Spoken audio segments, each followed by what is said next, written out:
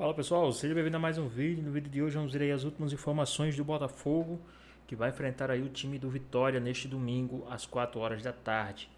Ficou interessado? Quer saber as últimas informações, tudo que a mídia está falando aí do Botafogo e muito mais?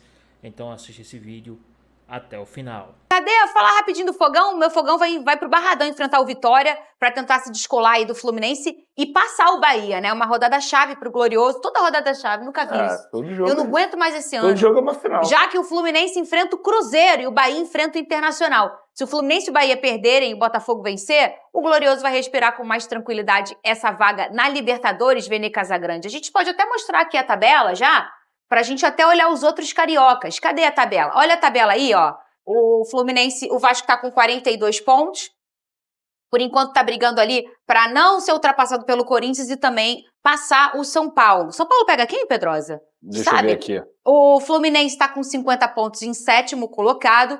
O Botafogo com 51. E aí, ontem um seguidor meu me lembrou que eu já tinha até esquecido, que eu tô tão atazanada esse ano, que aqui, até o quinto lugar esse ano, é a vaga direta na Libertadores, Bragantino. Né? É porque Bragantino. virou G5 direto e G7 pré. Ah, então o 5 é direto. Então Isso. o Botafogo buscando o Bahia já se classifica de forma direta, Vene Casagrande. Pois é. O problema do Botafogo é ele mesmo, né? Porque a gente sabe que eu tenho que concordar com você. Porque o desempenho, gente, é sempre uma incógnita. O Botafogo faz bem um jogo e no jogo seguinte vai mal. E fica aquela dúvida, como é que vai ser contra o Vitória? Inclusive, o próximo jogo do Botafogo é muito difícil, embora o Vitória esteja na parte de baixo, mas o Vitória, daqueles times ali que estão brigando para fugir da zona de rebaixamento, é o time que melhor desempenha, é o que melhor compete. Se você analisar os jogos, ganhar do Vitória hoje é muito difícil. Inclusive, o Vitória vem de uma vitória importante em cima do Internacional, 2-0 fora de casa. Então, a vida do Botafogo não vai ser fácil, mas ainda dá para sonhar assim no G5, embora o Bahia também seja uma boa equipe e o próprio Mirassol também, que está apenas 5 pontos da frente do Botafogo. Mas é verdade isso, não é demagogia nem exagero. Cada jogo vai ser uma final para todas as equipes que estão buscando algo dentro do Campeonato Brasileiro. E todo mundo está buscando algo. Sim. Esse cara aqui não quer cair, esse cara aqui quer ir para a Sul-Americana, esse cara aqui quer ir para a Libertadores, esse cara aqui quer ir direto para a Libertadores, esses caras aqui querem ganhar o campo de competição. Agora, é incrível, né? Como todo ano a gente acha que o Internacional vai brigar por algo e tá ali. É porque ano passado teve a tragédia de Porto Alegre, né? Mas esse ano, nossa senhora. O ano passado eles fizeram um segundo o segundo turno melhor de todo mundo. Minha maior decepção no brasileiro é o Internacional. A gente botou eles brigando pelo título, lembra aqui no início? Sim, não, o time desmoronou, assim. A gente sabe o que a gente fez? A gente inverteu o Internacional lá e o Mirassol aqui. Mas é isso. Fala, Pedrosa. Não, e assim, eu espero que isso não aconteça, né? Mas tem 50% de chance, nesse momento, do G7 virar G8 também, que é o próprio Cruzeiro e aí o Fluminense. Ganhando a Copa do Brasil. Sim. Copa do Brasil. Isso. Entendeu? Então, por isso que eu falo, assim, eu acho que o campeonato do Vasco é ficar entre os 10. Mas o Vasco tem que fazer de tudo pra ficar entre os 8. Pô, não dá pra sonhar agora os 8, Não, tem que Pedrosa. sonhar, mas olha lá, o que 3 pontinhos. o que eu tô falando Fernanda, o foco é só um. O foco é só um. Não, mas eu entendo que o foco é a Copa do Brasil. Estar bem na Copa do Brasil. Eu entendo. Tá. Só que pra chegar bem à Copa do Brasil, eu também acho. Consequentemente, você tem que ganhar o jogo. Que não mas pode eu acontecer... entendo que há um controle total de tudo pra pensar na Copa do Brasil. Claro, eu entendo o que ele tá falando. Tal como o Fluminense, pô. O Fluminense também. Mas o Flu, ainda mais pela pontuação, ele tem condição, Vene, de até fazer um G5, cara. É verdade. G5, e eu te digo mais. Gente, o campeonato faltam 18 pontos para serem disputados. O Fluminense tem chance de até de ficar no G4, se ele fizer uma boa campanha. Pro Flamengo e Palmeiras, 21 pontos. Entendeu? Eu também. Você também. Quem também falou aí a respeito do Botafogo foi o pessoal da equipe F. Vamos dar uma olhadinha em tudo que eles falaram a respeito do time do Botafogo. Aqui, ó, que já ano passado foi campeão. E esse ano já chegou no 51. Uma boa ideia. David Ancelotti teve quantas boas ideias para fazer 3-0 no Vasco? Hein, Tetra? Não, assim, eu sou um cara que tenho comentado sobre o nome dele, né? É uma aposta, foi uma aposta, uma escolha do John Textor, né? Porque um cara jovem, né? Claro, acompanhando seu pai, né? O Ancelotti pai, em todos os clubes que foi, ganha uma vivência dentro do futebol, uma experiência muito grande, sem dúvida. mas você ser o principal, a diferença é enorme. Não, mas o filho lá do Ramon Dias, não, ele que comanda, ele que toma a frente, tá, porque ele é o segundo, entendeu? Não tem aquela pressão principal em cima dele. Eu quero ver ele de primeirão ali, ele que está na frente. Então eu tinha dúvidas com o Ancelotti, com o David, né? De como seria, né? A barreira, ele fala muito bem o português, mas ainda tendo um aprendizado na carreira de treinador. E ontem ele montou bem a equipe, não só o resultado, mas a postura do Botafogo. O Botafogo foi melhor do que o Vasco. E olha que aqui antes do programa, a gente falou assim, você me perguntou, quem faz um trabalho melhor? Eu falei Fernando Diniz, pela arrancada do Vasco, pela mudança que o Vasco teve numa sequência, se não me engano, de 12 jogos. O Botafogo oscilava muito, mesmo estando à frente do Vasco na tabela. Mas especificamente falando do jogo de ontem, ele fez um trabalho melhor.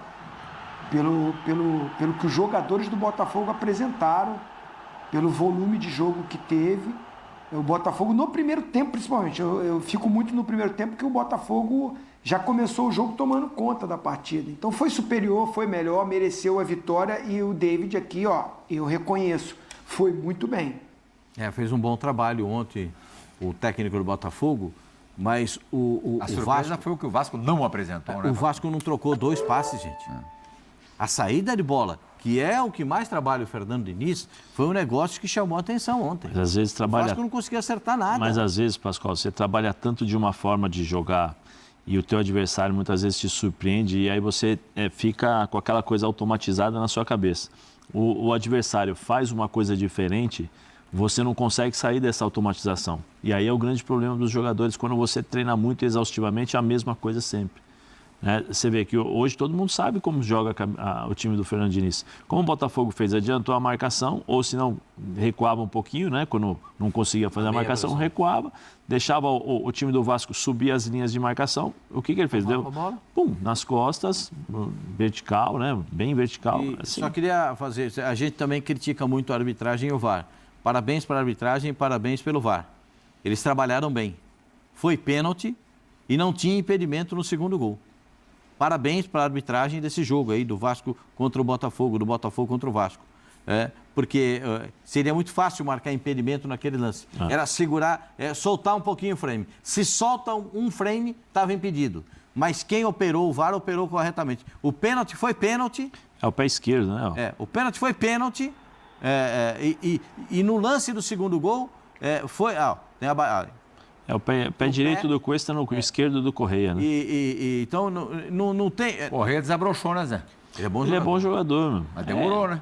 Mas esse jogou time bem, jogou bem. Esse time do Botafogo, o Plirra, é um time que, a gente viu aí o que aconteceu durante todo o ano, né? Você tem que remontar o time. Quantos treinadores passaram, as ideias, as inseguranças dentro do elenco. Tristeza ver o estádio vazio. É complicado. Falou, né? Mas não, time campeão da América, campeão brasileiro, é um clássico, G4, o estádio As Moscas, assim. Mas assim, é o que o vovozinho estava falando, nós estávamos falando aqui ontem também, a oscilação muitas vezes... Falou, o segundinho. Não tinha impedimento. E que metida, hein? A bola vem perfeita é um frame, o frame está corretíssimo, A tá gente vendo? já cansou de ver lance igualzinho sendo lá. Que a bola sai do pé. A bola está na batida do pé. O frame foi absoluta. Parabéns. Nem precisei. Você está elogiando o frame. Nem precisei falar. Você está elogiando o editor. O cara que fez o corte do frame, perfeito. E parabéns para a arbitragem, que foi pênalti.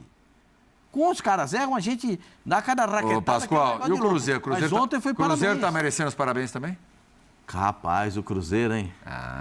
Ontem. Quem mais falou aí do time do Botafogo foi o pessoal aí da Placar TV. Vamos dar uma olhadinha em tudo que eles falaram. Tá bem interessante aí, né, a opinião deles aí a respeito do time do Botafogo. Muito bom trabalho. Tem que matar um leão por dia. Né? Foi o que o Botafogo fez ontem, pegando o gancho. Ah, meu Deus. O David Ancelotti leu muito bem. o time do Vasco, porque o Vasco do Diniz não é um time que hoje é conhecido por ficar com a bola o tempo todo. Pelo contrário, o Vasco venceu jogos tendo menos posse de bola e teve mais posse contra o São Paulo quando perdeu. O treinador do Botafogo, ele escalou um meio-campo que poderia ficar com a posse de bola, ou seja, teria circulação, já que o Vasco não está fazendo tanta questão assim de ter mais posse que o adversário, e ao mesmo tempo, o Botafogo soube aproveitar os espaços em transição. E o Diniz, quando ele fica acuado, ele dá esse espaço, não adianta, ele tenta atacar de qualquer jeito, e aí o Botafogo foi muito bem escalado, e a gente vê, os desfalques fazem diferença, fazem falta. Porque contra o Mirassol, o Botafogo não tomou gol. É o terceiro jogo em 4 que o Botafogo não toma gol. O Barbosa jogou demais ontem. De novo. Tinha jogado bem demais contra o Mirassol, o Botafogo não tomou gol. Contra o Ceará, contra o Mirassol e contra o Vasco. E tomou gol Achei contra o que o Santos. Marlon Freitas também jogou muito bem, principalmente no início do jogo ali. Muita Maestro, gente, né? Exatamente. Lançando bola. Aproveitando justamente esses espaços que o Vasco dá e o Marlon Freitas jogando assim, ele é muito bem visto. Então, o que acontece? O Botafogo estava conseguindo se defender bem, só que contra o Mirassol não tinha Savarino e Joaquim Correia. E ontem eu até esperava o Joaquim como titular e o Savarino no banco. O Ancelotti botou os dois. Então, esse trio ali atrás do Arthur Cabral, Santiago, Savarino e o Joaquim Correia, eles movimentaram muito, eles mexeram muito com a defesa do Vasco. No pênalti que o Botafogo tem no finalzinho do primeiro tempo, é uma bola que vai lá na esquerda, o Joaquim vai lá, trabalha perto do Alex Telles, aí dá o passe, vai embora, daqui a pouco ele tá dentro da área recebendo um passe do Vitinho, que já tinha trabalhado com o zagueiro, com o Barbosa. Sim. O Botafogo movimentou muito e o Vasco não soube sair disso.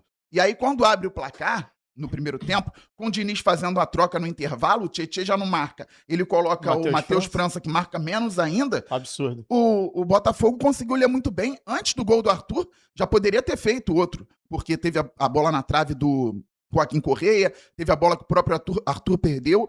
Então o Botafogo aproveitou bem o espaço para a transição. O Hugo Moura entrou. Aí ele vai lá no ataque e recebeu um passe. Aí erra um passe, o Savarino com espaço vai jogar bola. É o que a gente fala aqui. No cara a cara, por exemplo, é momento. O time do Vasco, individualmente, muitos jogadores estavam melhores que jogadores do Botafogo. Só que ontem, com o time encaixado, aí vai deixar o Savarino com espaço, o Joaquim com espaço, Santiago com espaço, o Botafogo vai crescer de produção. Foi o que aconteceu. O time foi eficaz também nas conclusões. Fez 3-0 e ainda finalizou bem perto do gol. O Léo Jardim catou muito. O Botafogo finalizou 9 bolas em direção ao gol do Vasco. O Vasco nenhuma em direção ao gol do Botafogo. O lance Botafogo. mais perigoso do Vasco, o Vasco nem chega a finalizar, que é a bola que o Gomes... A única bola que o Gomes consegue ganhar do Barbosa, cruza pro Puma, o Puma chuta travado, volta no Gomes e o Gomes não consegue finalizar. Fora isso, a atuação do Vasco foi constrangedoora. Tava 1-0 Botafogo nesse lance aí. Sim. Foi a única chance do Vasco, realmente. Poderia até mudar o jogo ali. Se faz ali, se empata... O resto, um chute do Puma pra fora, mas o Vasco não levou perigo. Pra mim, a atuação do Vasco foi constrangedora. O Diniz depois até reconheceu na coletiva, falou que o time foi muito mal, que o 3-0... assim, até acho, a gente falou aqui sobre o Vasco e São Paulo, que eu achei que o Vasco não fez um jogo ruim contra o São Paulo e perdeu de 2-0. Faz parte do futebol. Né? O Vasco tentou e tal. Contra o Botafogo, não, cara. O Vasco não jogou em momento algum. No início do primeiro tempo, o Vasco já tava mal. O Vasco tomou gol no finalzinho do primeiro tempo, merecidamente, diferente do que foi contra o São Paulo, que foi também um pênalti no fim do primeiro tempo. Ali o Vasco jogava bem, e aí toma um gol ali que acontece, um vacilo do PH, um erro individual, cometeu o pênalti. E aí muda o panorama do jogo. Ontem não, em momento algum o Vasco jogou bem. O tempo todo o Botafogo foi superior ao Vasco, utilizando exatamente isso que você falou. Bola longa nas costas da defesa o tempo todo. No iniciozinho do jogo, o Savarino teve uma bola que ele foi competir com o Cuesta. Ficou até pedindo falta, também achei que não foi, mas você já via muito claramente que o tempo todo, bola nas costas da defesa do Vasco, botando o Robert Renan e o Cuesta para correr para trás o tempo todo. E aí a falta que faz o PH. Porque o PH, com a velocidade que ele tem, muitas vezes ele é o cara da cobertura. O PH consegue sair 10 metros atrás e chegar na frente do adversário. Sem o PH, cara, o Vasco perde essa velocidade e sem o Nuno perde um pouquinho da saída pelo lado esquerdo, que é o lado mais técnico do Vasco. Nuno, Piton, Coutinho. O Vasco não conseguiu sair de trás. O Botafogo marcou muito bem, marcando mais alto, pressionando mais alto. E o Vasco, quando foi pressionar mais alto, foi muito mal. Muito mal. E aí você tem a entrada do Verratti, que é um cara que não consegue pressionar a bola, um Coutinho muito mal. O Coutinho foi muito mal no jogo. O Coutinho não viu a bola. O Coutinho sem bola não ajudou. Com a bola não produziu nada. O Coutinho foi nulo, assim como o Verratti. O ataque todo do Vasco, de maneira geral, foi muito improdutivo. E o Vasco subia Coutinho e Verratti por dentro. Abria Ryan e Andrés Gomes para pressionar, mas não pressionava. Só subia e gerava um buraco. E o Barros subia um pouco atrás do Coutinho e do Verratti para tentar pressionar, por exemplo, o Danilo, quem fosse receber, ou o Marlon, que fosse receber essa bola ali atrás. Só que toda vez o Barbosa, o zagueiro, o David Ricardo foi muito bem no jogo também, nem buscava esse jogador, já buscava lá as costas do Tietê, buscando direto o Savarino, direto o Joaquim tinha esse trio, Santiago, Joaquim, Savarino, eles muito bem. Então o Vasco subia com 5, só que o resto do time do Vasco não acompanhava, gerava um buraco ali. E o tempo todo caía essa bola nas costas. E aí, pra mim, veio o maior erro do Diniz.